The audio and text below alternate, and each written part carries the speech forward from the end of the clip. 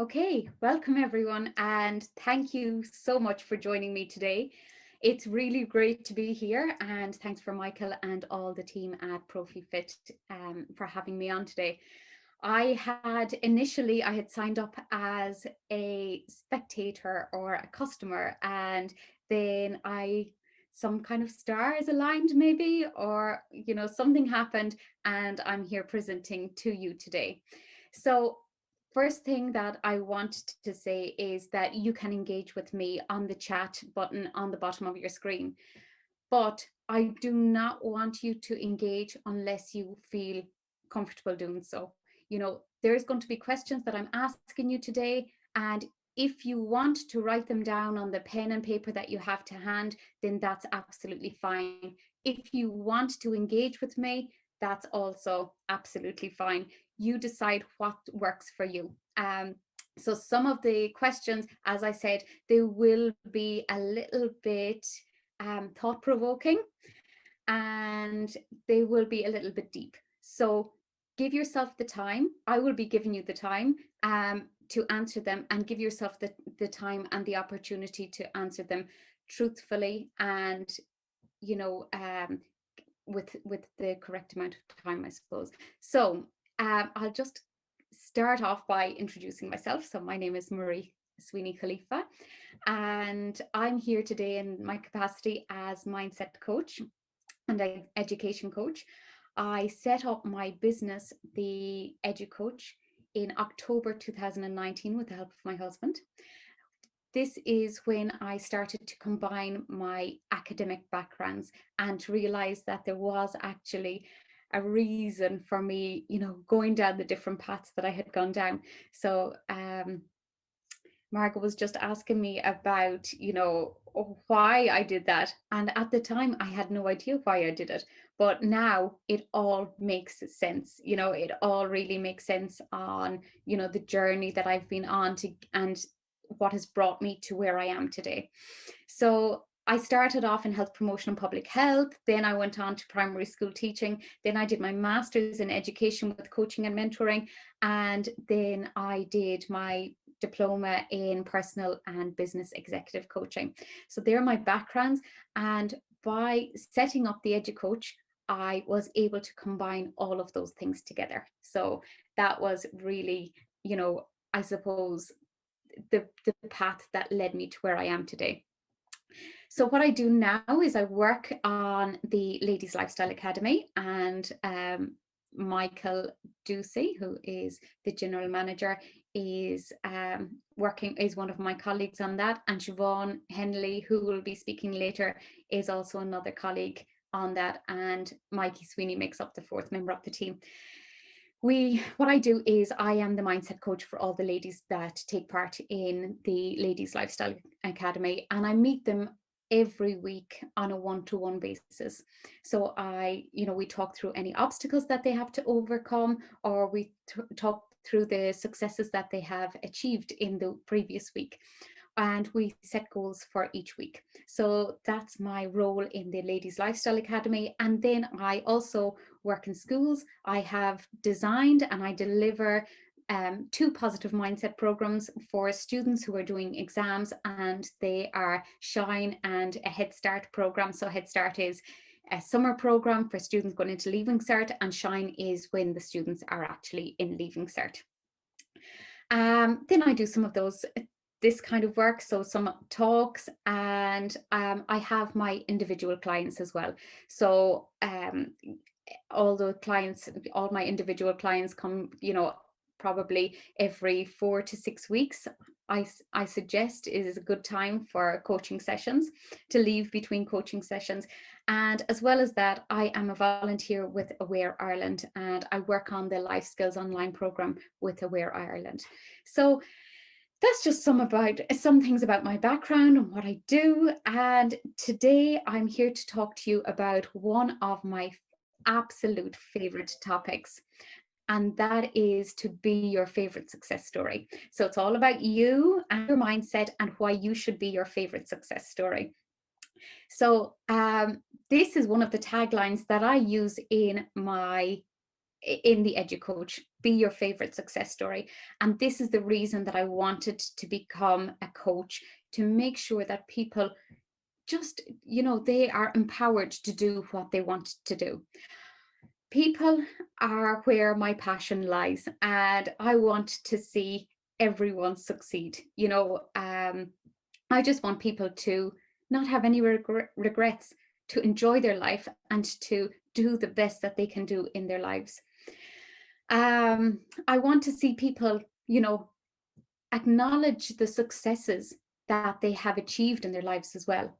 And I want them to know that no matter how easy or hard life is for them, they have got themselves to where they are today. And they have probably had to overcome obstacles. So, with that being said, I want to share with you my screen, and I want to share some questions that I want you to answer. As I said at the beginning, please do not answer those questions in the chat if you don't feel comfortable answering them in the chat. If you do, then great. But I'm not expecting many people to write the answers in the chat. This is for you. This is for your take home, I suppose, or take away from this today. So I'll pop up the questions. I'm going to give you approximately 3 minutes to answer those questions. And while people are answering the questions, I'm going to be playing a little bit of music. So just for you to relax into it and enjoy answering those questions that I'm popping up. So, sorry, I'm just trying to share my screen. Okay.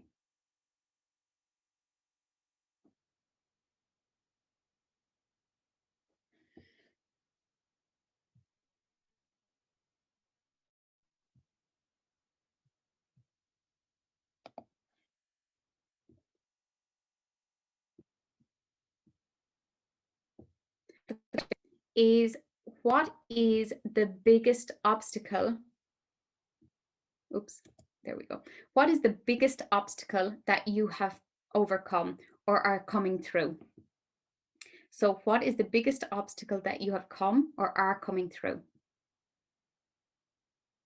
The next question that I want from you to answer is, how did you come through it, or how are you currently coming through that obstacle? And the third question is, how do you feel about yourself having brought yourself through that? So I'm just going to give you a couple of minutes. As I said, you can add the answers into the chat, or you can write them down for yourselves. So what is the biggest obstacle that you've come through in your life or are currently coming through? How did you get through it? And how do you feel about yourself having brought yourself through that?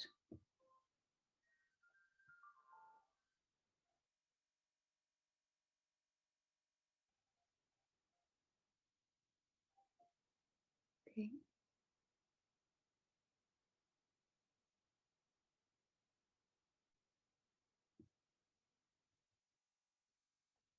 Okay, I'm getting some messages, and thank you for the messages that are coming in.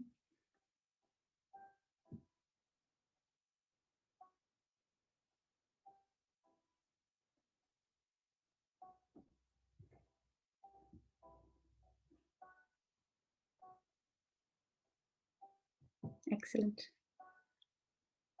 Thank you for sharing, Michelle.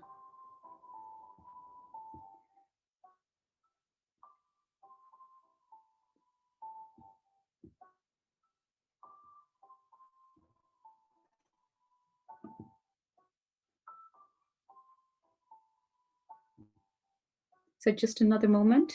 What is the biggest obstacle that you have come or are coming through? How did you come through it? And how do you feel about yourself having brought yourself through? Excellent.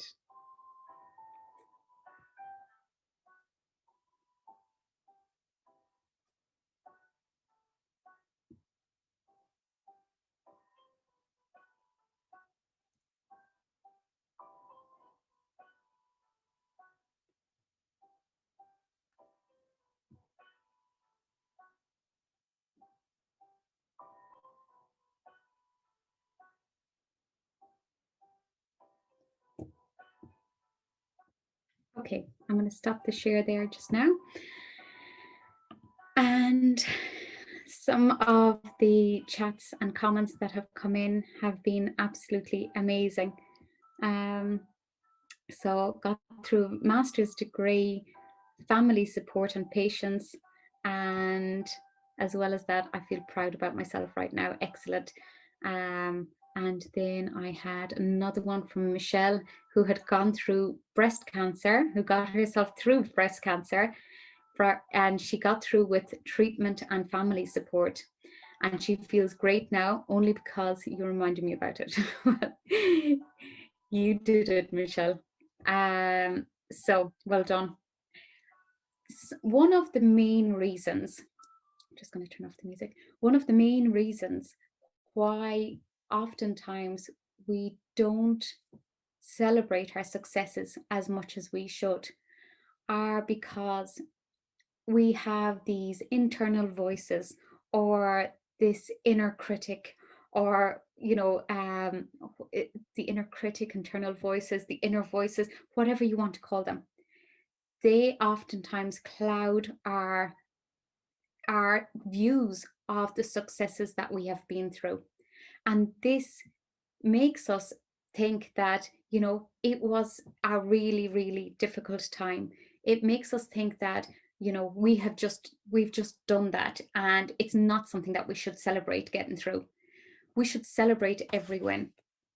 And oftentimes it's the obstacles that you have come through in life, so the big obstacles that you have come through in your life, that you should be so proud of.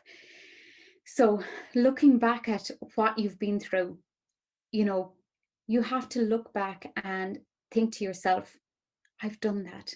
I got myself through that. I'm here today because I've done that. And there's a quote that I love to use, and it's that we've gotten ourselves through 100% of the bad days, and we have absolutely done that, because we're here today. You're listening to me or listening to the other panelists on this conference, because you've gotten yourself through the bad days. So we can look back at those obstacles and we can see them as negatives. And sometimes they're really, really hard to get through those times in our lives. But I want you to start looking back at them today in a positive light. And positive because of what you've done to get yourself through that. Without your strength, without your power, without all of the maybe support from other people, you would not have done that. Without reaching out to people, you would not be here today. So be so proud of yourself for getting yourself through what you've gotten yourself through. It takes so much strength to do that. I suppose sometimes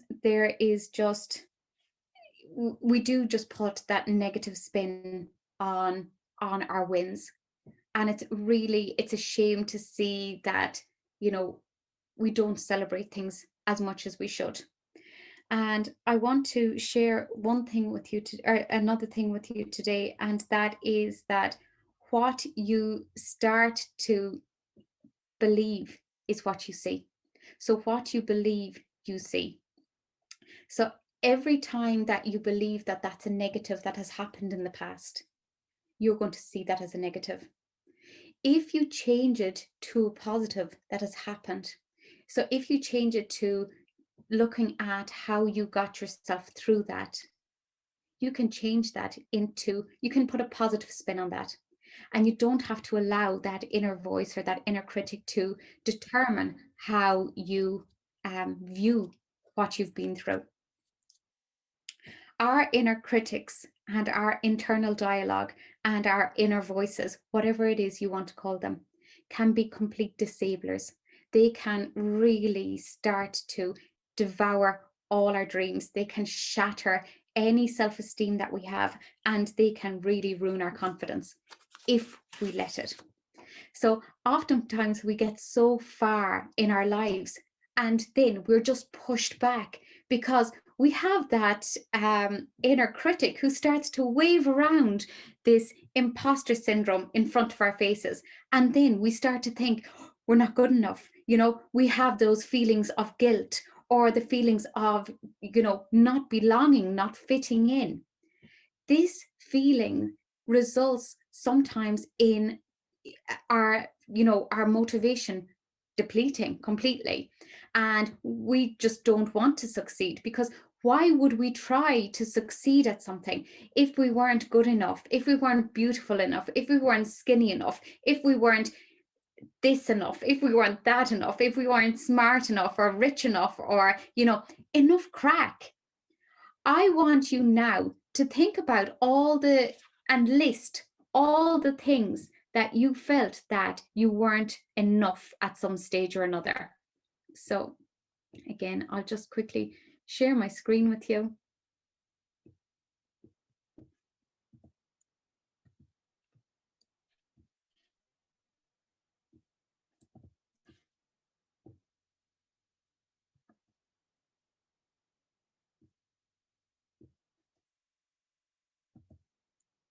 So list some times or things when you have felt like you are not enough.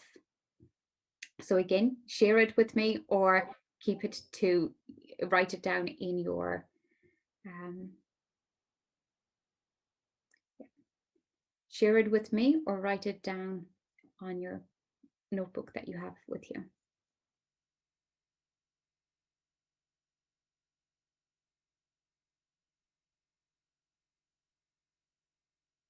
So times like you might have felt like you weren't tall enough, for example, or you weren't fit enough, or you weren't, strong enough, or you weren't skinny enough, or you weren't smart enough. Write down a list of all those times or things that you felt when you felt like that. Again, take your time. I'll just give you maybe 20 seconds to do that.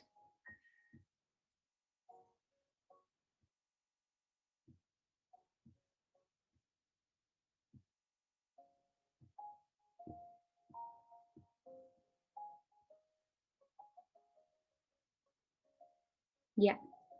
Strong enough, fit enough, thin enough. Thank you, Michelle.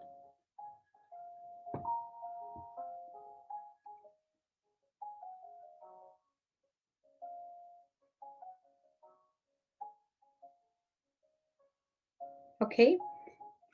I'm going to stop my share now. And I'm going to start talking you through what can happen next.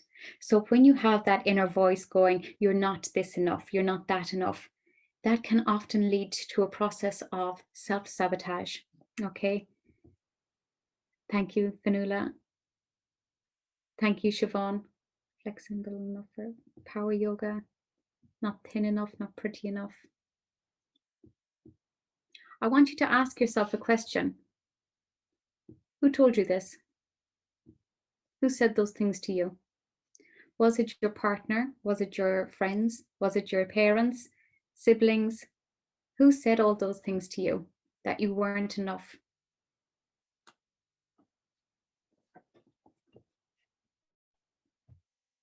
Yeah. Myself, yourself. Yeah, exactly, Siobhan. Yeah, Tisha, me, myself, and I. Yes. And we have a lot of, I suppose any of the LLA ladies, the Ladies Lifestyle Academy ladies that are on today, we had a check-in last night, and we were talking about how we go around, talking to ourselves now, and reassuring ourselves that we are enough, we are good enough for all of those things. But what can happen when we don't feel like we are enough is that we can start in the process of self-sabotage.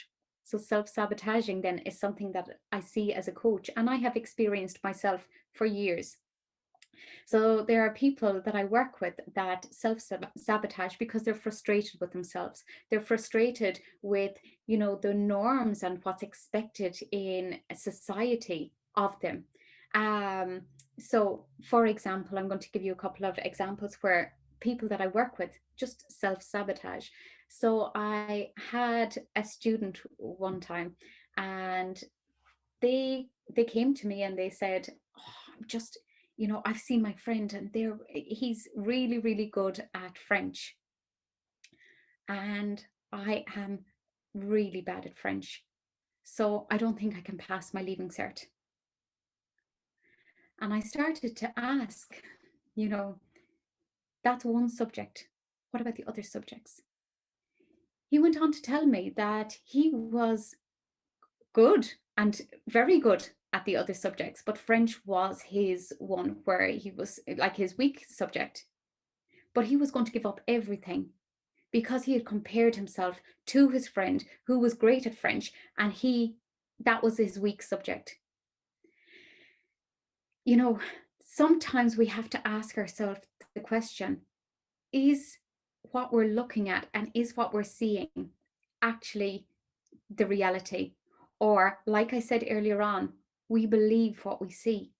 So I have ladies who have come to me saying they're too fat, and they use that expression.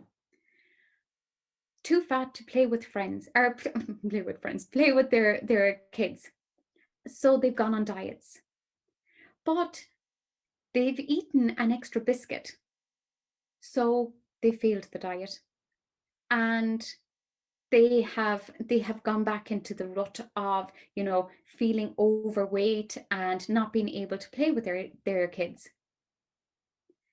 They never seem to think about all the days where they didn't eat that extra biscuit. And does an extra biscuit put you up or down?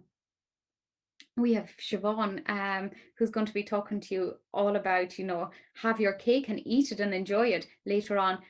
Definitely one that a lot of us need to listen into. But again, because we didn't stick to the plan, we have failed. It's not. Who's telling us that? Who's allowing us to believe that we have failed because we had an extra biscuit? I had another client, a male client, who, just wanted to get organized, wanted to get consistent and be consistent with his exercise routine. He wanted to go from 0 to 100 in a week. So he wanted to train for 7 days of the week. I think he got to day 5 or day 6.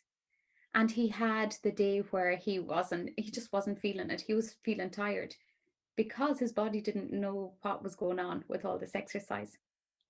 And for the next 2 weeks, he didn't do any exercise. He forgot to think about the 4 or 5 days previous to that one day where he needed a break or he needed a rest day. We're so led to believe that if we put a foot out of line, that we have failed. We're so led to believe this, this society of labels, that they become the norm for us. Like things are good or things are bad, things are healthy or things are not. I'm on the wagon or I'm not. I'm good at this subject or I'm bad at every subject. Maybe it's time to start being a little bit kinder to ourselves and realizing that we don't have to, we don't have to be the best at everything to succeed. We don't have to be great to start, but you have to start to be great. So at the start, when you're starting off, you might, decide, oh, I'm going to do 3 or 4 exercise routines in the week, not 0 to 100, not 7 exercises in the week or exercise routines in the week where you're just going to burn out by the weekend.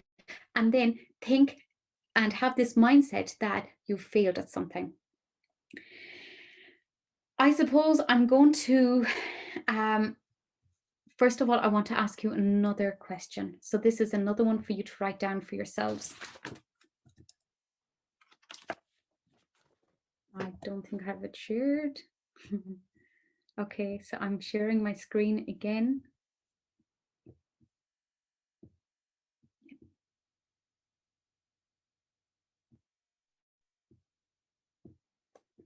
So this is the question that I want you to answer.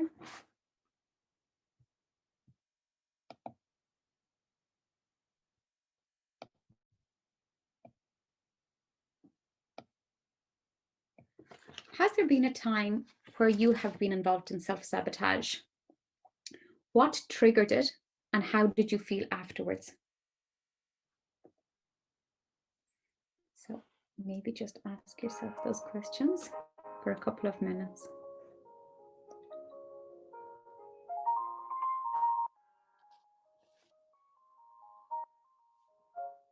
Has there been a time where you have been involved in self-sabotage? What triggered it and how did you feel afterwards? Again, you can share if you want, and absolutely fine if you don't want to.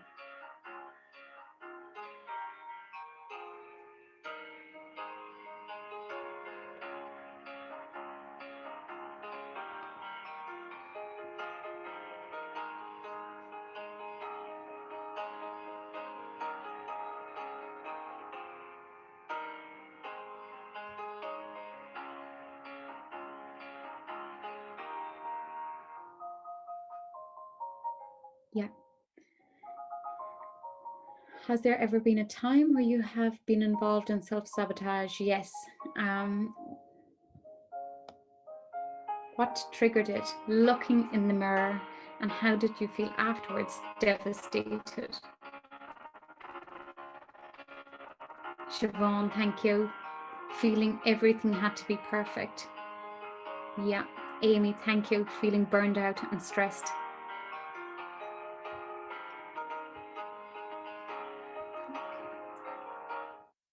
Yeah. So self-sabotage never allows us to feel like we are being good enough. It never, it generates feelings of resentment for ourselves. It generates feelings of unhappiness for ourselves. And we're never at peace with ourselves when we self-sabotage. So maybe it's, again, like I said, maybe it's time for us to be a little bit kinder with ourselves. Okay, so you might, thank you, Fanula, the constant struggle of trying to do everything. Yeah, yeah. Not being good enough for a master's degree. Yeah, imposter syndrome right there, and comparing results. Yeah, comparison is definitely the thief of joy and happiness, and feeling absolutely stressed afterwards. Yeah, thank you guys. Thank you for commenting in and putting it in the chat. And again, like I said, feel free to put it in the chat, but I totally respect the fact that you might not want to share those kind of things with us. And that's absolutely fine as well. So you might be kind of wondering why I'm talking about all of this and why I'm talking about inner critic, self-sabotage, and all of that, and being your favorite success story. Well, I've had first-hand experience at this. And yeah, I was my own worst enemy for a long time. When I was growing up, I started working in a pub, I think when I was about 14 or 15. And then I was working in a coffee shop. So these were weekend jobs. And I used to see people coming in and, you know, on a Saturday into the pub, and then on a Sunday they'd come into the coffee shop and there'd be claps on the back going, oh, you were, you know, great night, and you were a classless night, and all of those things. And I thought, yeah, I want this, you know, I want to be one of them. I want to be part of this. And would I fit in without it, you know? So anyways, I started going out, I started drinking, I started going to the underage discos, the overage discos, or nightclubs, or whatever, whatever we're calling them these days. Well, we've got nothing to call them these days, but I started to go out, and you know, I was really loving it. I was loving the fact that I was cool because I was hammered, and I was cool because I, you know, might have forgotten everything the next day. And I just really felt like I was, fitting in to the crowd. And, everybody was saying I was great crack when I was drunk, and, everybody did it. And like there was always loads of gossip and fun the next day. And dying seemed to be like, that trophy, I suppose, that you got from the night before, if you were feeling like that. So yeah, I did that for a long time. And I did it because I wanted to fit in, and I never felt like I could fit in, or like I did fit in. I didn't feel like I was smart enough. I didn't feel like I was a good crack without being out. I I remember, and upon reflection, this is how your mind plays tricks with you. I never felt tall enough. And I felt like, when I was drinking, I didn't care. I was 6 foot. I'm 5 foot, but I was 6 foot when I was drinking. And it was great. And I was so much fun, and I was so much crack. And so this was my way of fitting in, and this was me completely self-sabotaging myself, because every night I went out, I started to get drunker and drunker, and I would be sick for days.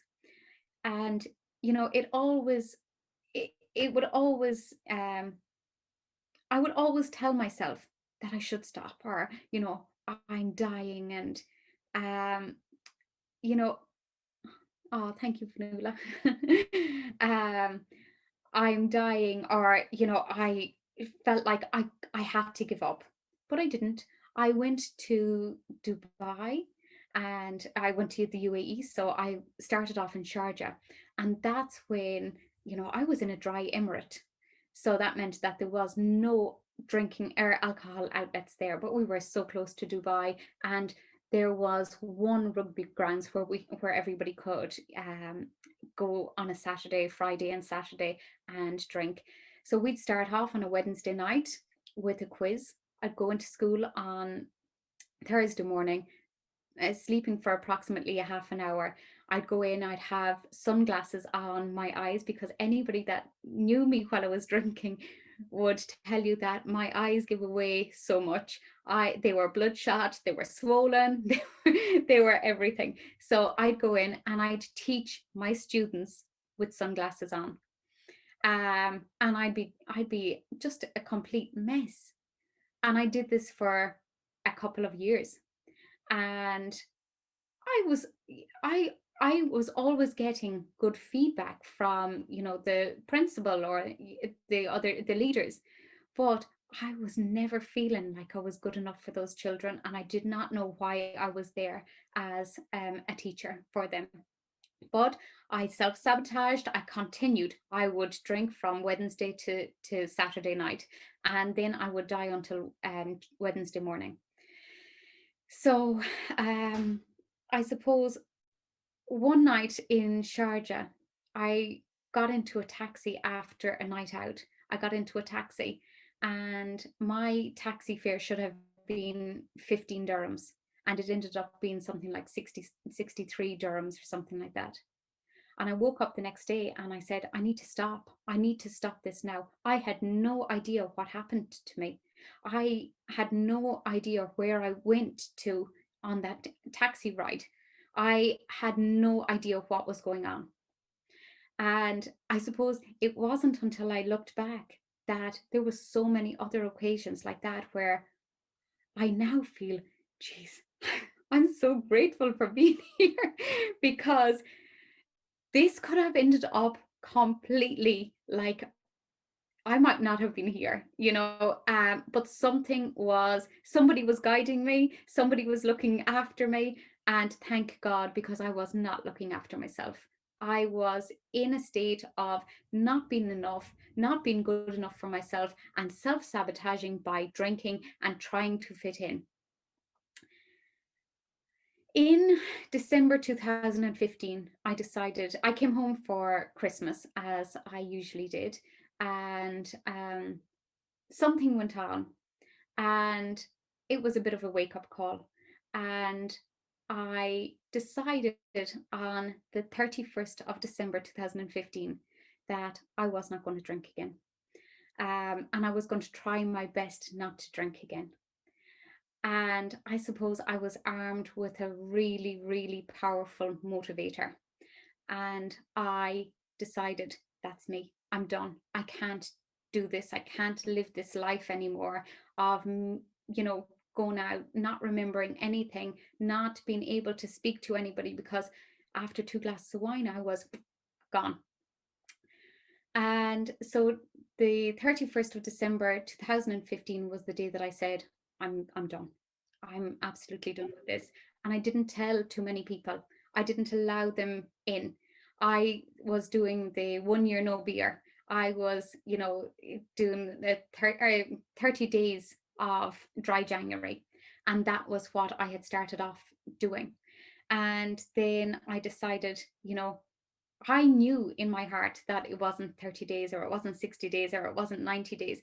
And last night I actually looked at the app that I downloaded at the time, and I am 1,560 days off alcohol. And to say that I feel proud of myself is a real understatement, because, you know, who didn't drink? This was me, making up all the excuses that I could make up to sabotage myself, to fit in, to try and fit in with the crowd. And I was only hurting myself. I was hurting the people around me. And I remember coming home that, oh, thank you, ladies. I remember coming home that summer, and my sister saying to me, it was the first time in years that she's actually been able to have a conversation with me. It was the first time that I wasn't drinking while I was talking to people. And I felt so good. I, when I gave up drink, I lost a lot of friends. You know, I I didn't, I wasn't going to brunches, or people wouldn't invite me to brunches. And, I realized that was okay. Maybe they weren't the friends that I needed. And I realized that I have got the most amazing husband and friends and family and support network around me who don't care whether I drink or not. I love going out, but I'm not drinking. I'm not drinking alcohol anymore. And that was, for me, that allowed me to feel free, to feel a peace within myself that I never felt before. And it allowed me to start loving myself again, and I don't even know if I ever did it before that. But this was me. This isn't me telling you to give up alcohol. This isn't me telling you, you should. This is my story. This is how inner critics, inner voices, internal dialogues, whatever you're calling them, had an impact on my life, and it led to self-sabotage. And I was doing it for a long time, but I got over it. And I found that internal freedom that I craved for so long. And I am here to tell my story and to share, I suppose, my bit of success with you today. And just to know that you can start to control those thoughts that you have. You can start to think, right, I can make a small change in my life that's going to have a big impact on where I go.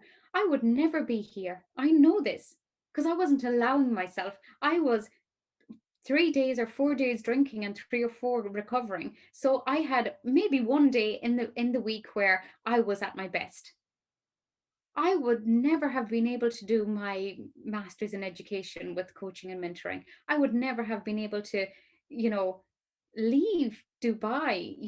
I would be still probably there. I wouldn't have been able to make that decision with clarity.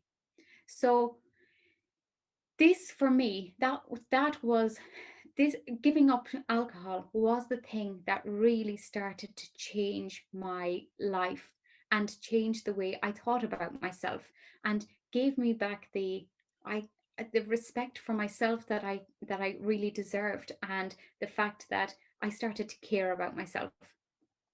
I started to feel like I was enough, and people, people might say, okay, you mightn't be everybody's cup of tea, but as they say, you'll be somebody's shot of whiskey. And for me, that's okay now. You know, I have the I have amazing people around me, and I have such a supportive network around me, that I know that I might be their shot of whiskey, but I might not be everybody's cup of tea, and that's okay. I've allowed myself the freedom to realize that that's okay. And so, anyways, going on from there, I suppose I want to talk a little bit about us understanding our thoughts. Thank you, everyone.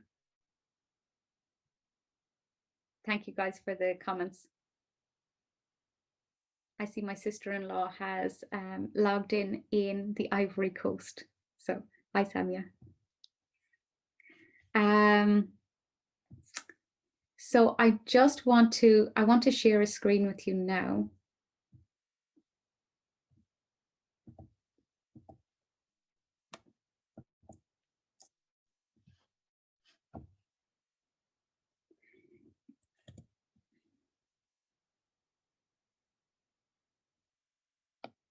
This is one of my favorite quotes, and I heard it when I was, I think it was the March after I gave up alcohol.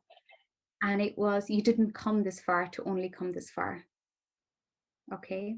So think of that on your journey, and don't stop. Don't stop believing in yourself that you can do those things. You know, we have, we are, when we have that inner critic in our heads, we have such limiting beliefs in ourselves, and it allows that to really take hold.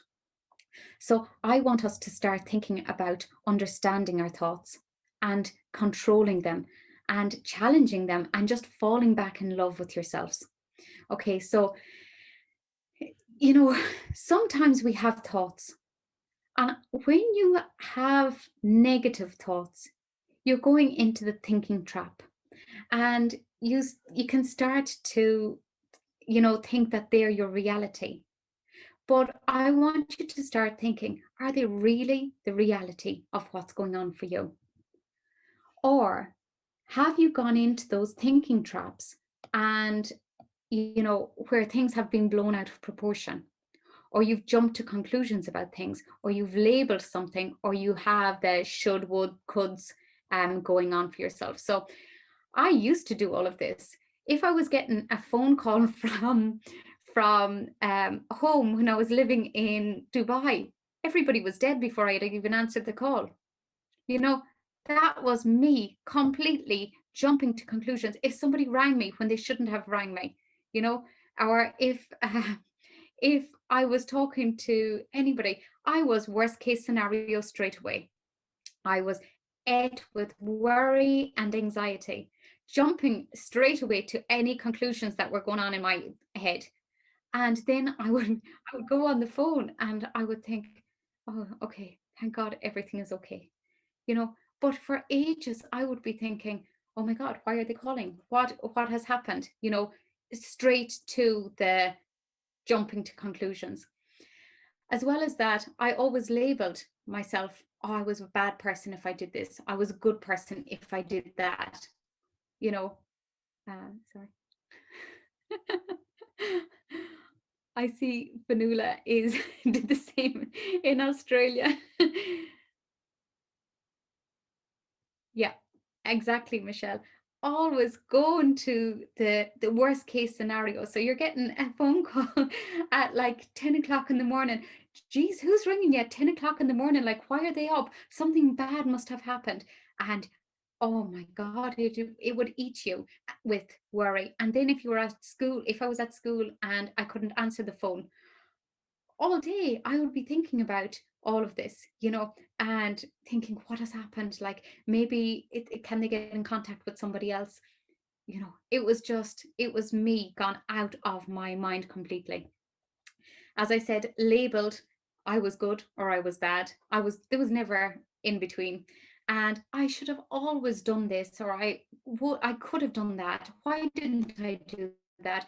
Really been hard on myself all the time. So I want you to think of times where you have blown things out of proportion, or jumped to conclusions, or labeled things that have happened for you, or used the should, would, coulds in your life.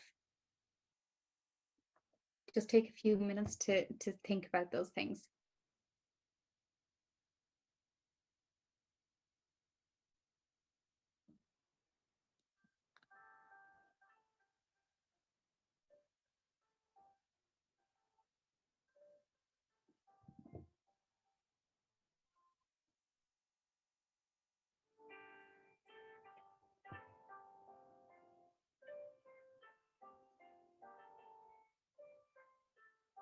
So think of a time when you've blown things out of proportion, jumped to conclusions, labeled yourself or the things that you do, or used should, would, could.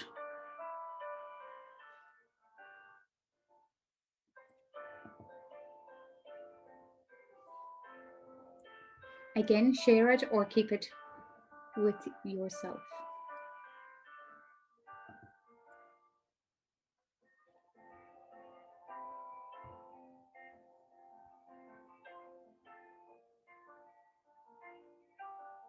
Yeah. Megan, jumping to conclusions every day in life in general. Yeah. Oh, thank you, Zara. Thank you, Kay. It's my aunt from England joining me there. Oh, my other aunt too, Sheila, thank you.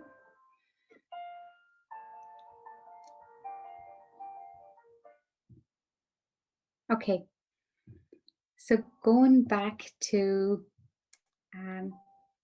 thinking about our thoughts, why are we blowing things out of proportion? When you find yourself doing that, when you find yourself absolutely jumping the gun and thinking, right, this has happened, this must have happened, this is going to happen, I can't, you just can't stop the worry, the anxiety that's there. Then I want you to start challenging those thoughts. Is that really going to happen? Is that the truth?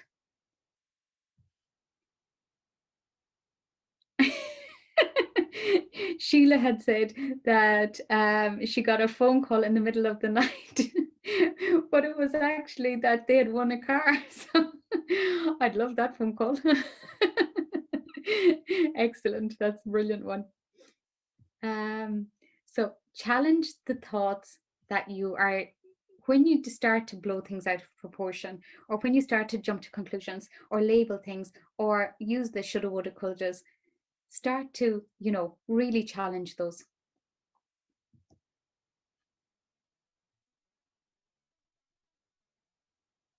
And we can do that by, okay, thinking, has this ever happened before?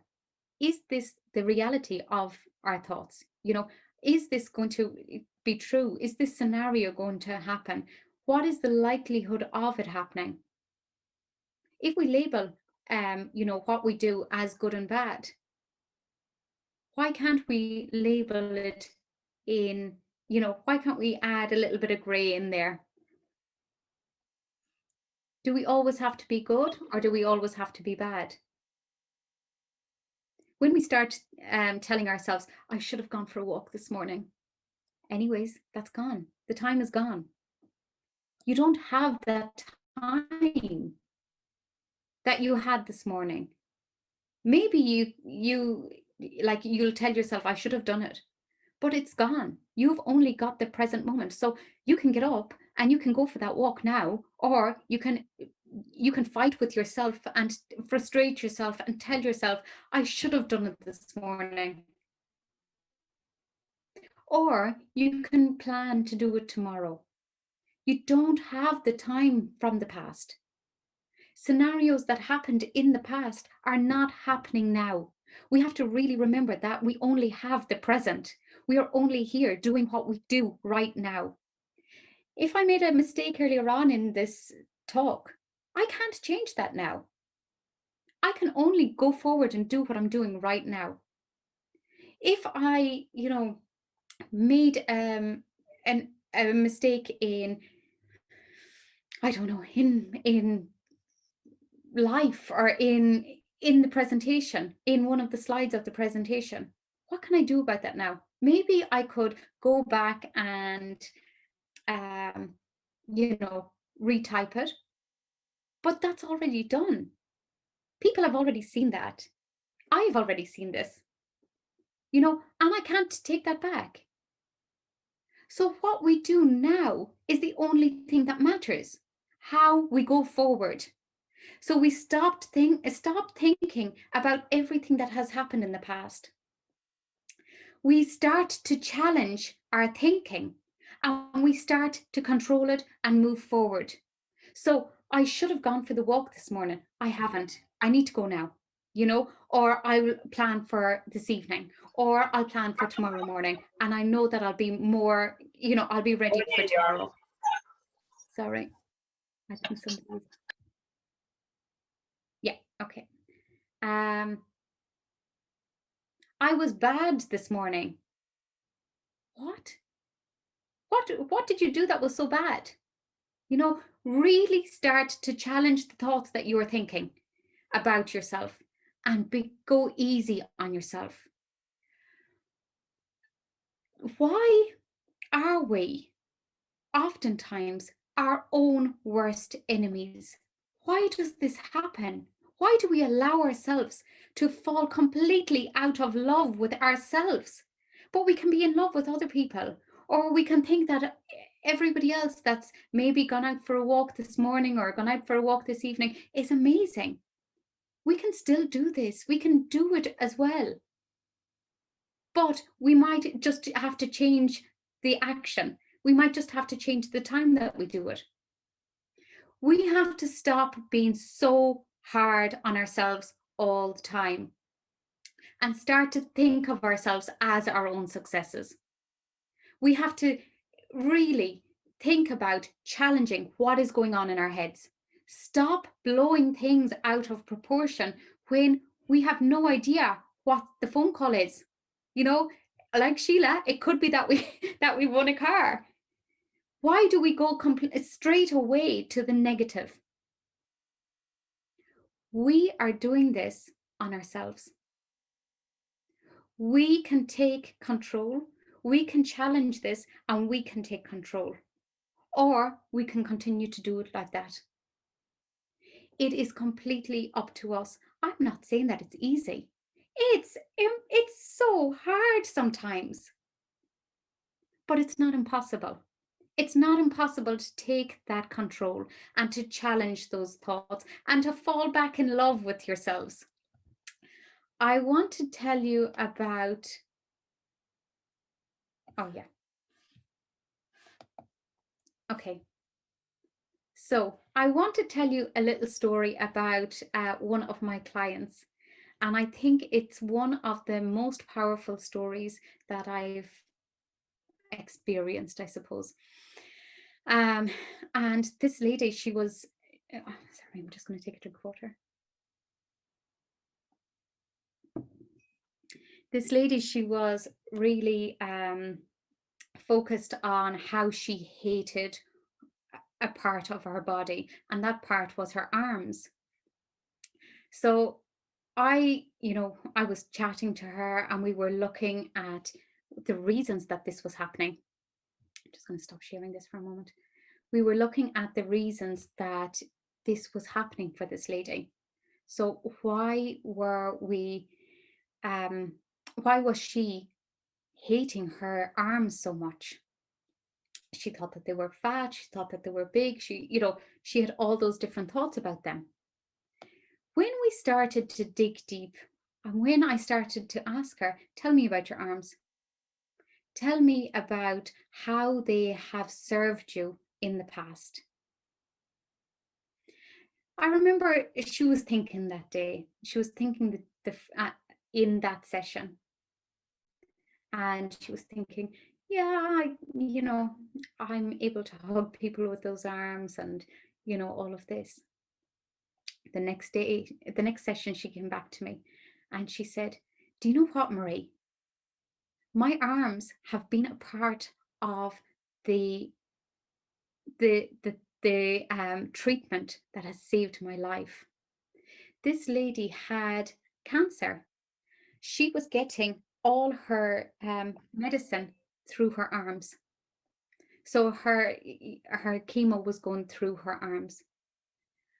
And she realized there and then that her arms were not something that she was going to hate anymore, that she was actually going to fall in love with them, because they were the things that helped save, or they were the part of her body that helped save her life, and get her through that cancer that she was going through. We forget those things. We forget because we're clouded by that inner critic, and we start self-sabotaging and we start doing all of those things. We have to start falling right back in love with ourselves, because if we don't love ourselves, what's the point? Why are we here? Are we just going through the motions of life? Or are we really making a difference and looking at our stories and thinking, right, I can do this. I can really do this, and I'm really proud of myself for doing this. I want you to go back now to the very first question that I had for you all today, and that was, what obstacle did you overcome? And I want you to think about that, and think about, how proud you are of yourself for doing that. I also want you to take a moment and just shout out, leave your mics off, but shout out how proud you are of yourself, and be able to tell your story to somebody else today and be proud of it. Don't hold back. Fall in love with yourself and start to control and challenge those thoughts that might be going on in your head, because you are a success. Whether you think it or not, you've got through 100% of your bad days, and you're here today because of that. You've signed into this conference because you want to do better for yourself. So you want to improve yourselves in some way. You've got yourself here, and be really proud of that.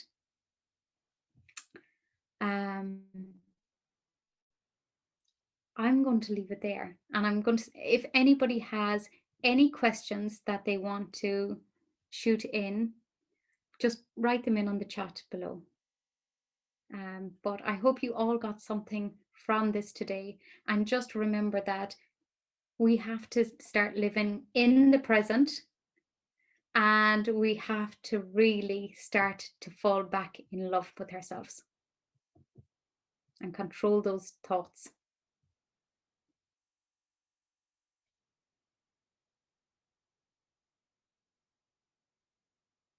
Oh, thank you, everyone. If anybody has any questions, don't hesitate to get in touch. Take home any questions that I have asked you today and start to think about them as well. Thank you, guys.